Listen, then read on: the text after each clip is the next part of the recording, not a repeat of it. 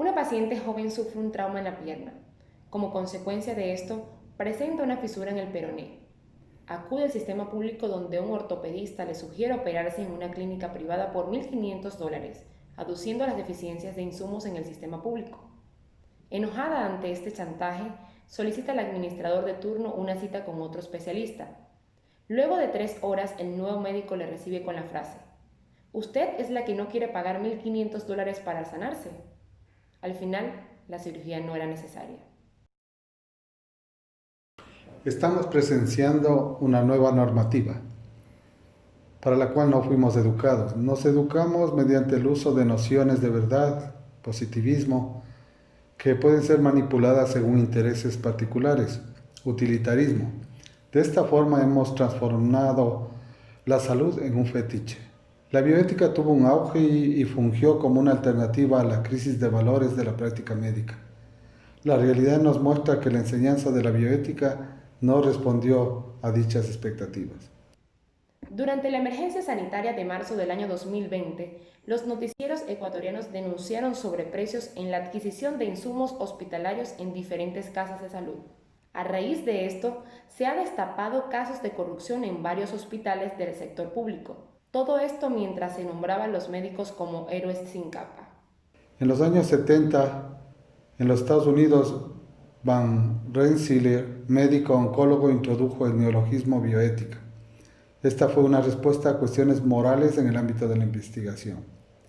En esa época, la opinión pública norteamericana se encontraba preocupada por el famoso caso Tuskegee de 1972, que con el objetivo de acompañar la evolución de la sífilis, omitió informar el diagnóstico y sus consecuencias a las personas pobres que participaron en este estudio. Ellos se quedaron sin tratamiento, lo cual motivó un escándalo a nivel mundial.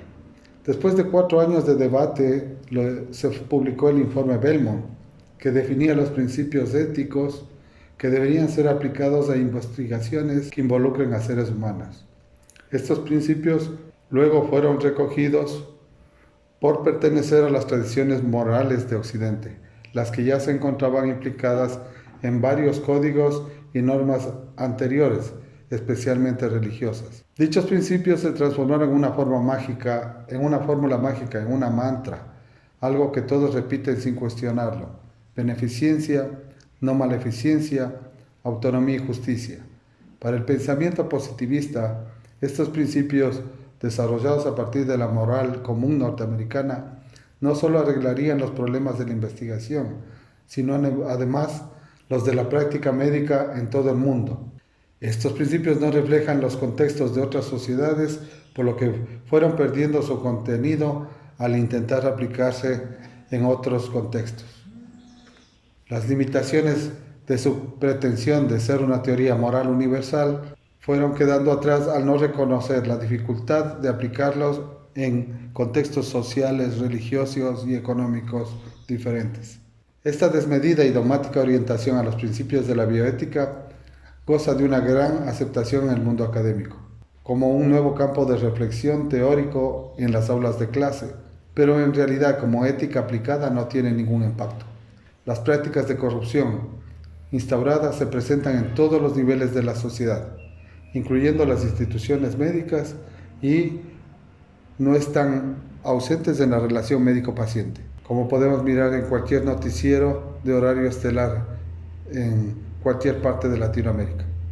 Mientras la Fiscalía General del Ecuador adelanta investigaciones por hechos de corrupción en el sector público durante la emergencia sanitaria por el coronavirus, ha estallado un nuevo escándalo en el país, relacionado con el uso de carnets de discapacidad para presuntos hechos de fraude por parte de funcionarios públicos, entre los que constan jueces y asambleístas. Existe un deterioro del tejido social en innumerables campos que provocan el debilitamiento del espíritu del imperativo comunitario y de la ley colectiva. Entre los distintos ejemplos vale citar la fragmentación y disolución de la responsabilidad en la compartimentación y en la burocratización de las organizaciones y empresas.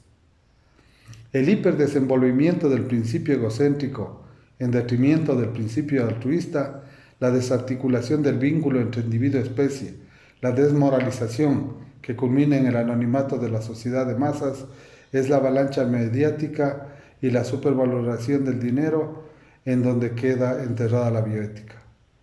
Una sociedad corrupta se refleja en un sistema sanitario corrupto. Mientras el quehacer médico se concentra en el cuerpo, no habrá sino una filosofía de la biología, mas no de la medicina. El mundo de la vida es una realidad colectiva que la medicina no logra visualizar, ni en épocas del coronavirus, donde se presenta la pandemia con imágenes de seres humanos como nómadas vivientes, como agregación de individuos, como poblado de entes naturales, infectados, no infectados, inertes, sobrevivientes, fallecidos, todos clasificados como agentes o pacientes. Para Edgar Morin, la modernidad descuidó la solidaridad, generó una especie de privatización de la ética que hizo decrecer la solidaridad y la responsabilidad social de los individuos. Creó sociedades individualistas, con una distancia creciente entre la ética individual y la ética de la ciudad, así como la consecuente deterioro de la ligación entre los seres humanos, con una ampliación de la brecha entre ricos y pobres, educados y no educados, quienes siguen las normativas y quienes no siguen las normativas, sean estas sociales, higiénicas o de bioseguridad. La historia ha demostrado que el ser humano sobrepone sus intereses individuales sobre la colectividad sin importar las consecuencias de ellos. Ante esto, la academia debe reformular sus planteamientos y ofrecer currículos adecuados a la realidad actual. El reconocimiento de nuestra naturaleza humana como sujetos históricos se opone a la pretensión de negar el entorno socioeconómico y ocultar sus efectos negativos. A la ciudadanía se nos hace creer que somos libres. Entonces repiten frases hechas como volveremos a estar juntos, la felicidad es posible, buscamos una sociedad de bienestar, si todos caminamos en el mismo camino lograremos el progreso. Esto lo único que busca es enceguecer o negar la realidad de la vida hipotecada a intereses económicos. Intereses económicos que no tienen ninguna condescendencia ni se relacionan con lo nuestro. Ellos van a decidir sobre cómo va manejándose la sociedad en todos los aspectos, inclusive en cómo enfrentar al coronavirus.